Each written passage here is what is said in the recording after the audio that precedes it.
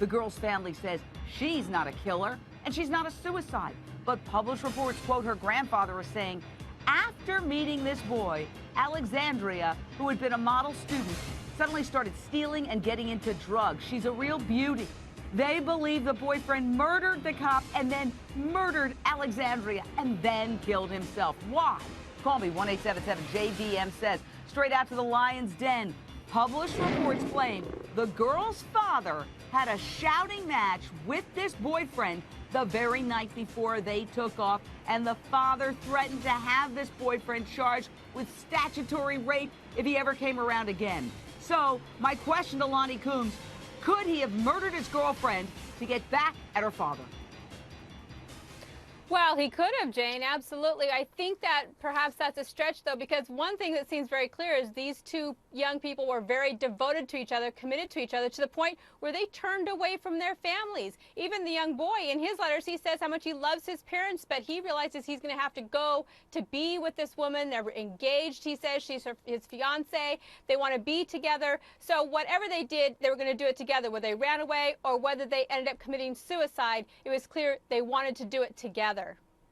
Like a typically defiant teenager, in one of her suicide letters, Alexandria talks about running away, getting married to this high school sweetheart, and living a super fun life as Mrs. Good. She writes that in big doodles. There she is, Mrs. Good. She was counting down the days until this future boyfriend, right, would be, well, they'd be living together, and it's going to be bliss. But her boyfriend seemed to have a more sinister plan, as outlined in his very ominous letter, where he says, I get to die peacefully with the woman I love, the woman of my dreams, my fiance. Yes, we're engaged. Straight back out to the Lion's Den. I mean, my God, Adam Zwickle.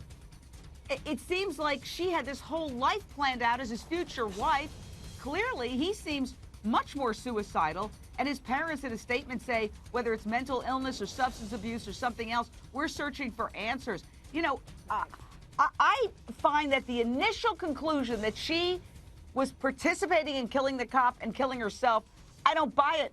I think it was the boyfriend.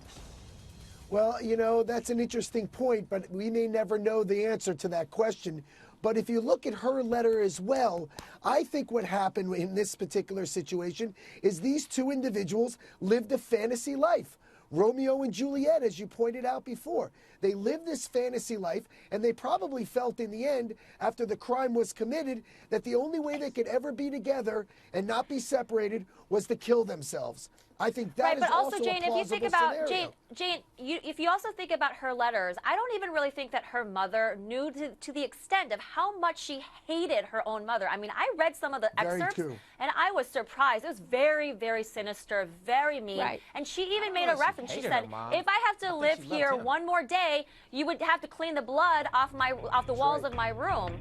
So she did make a reference to possible suicide.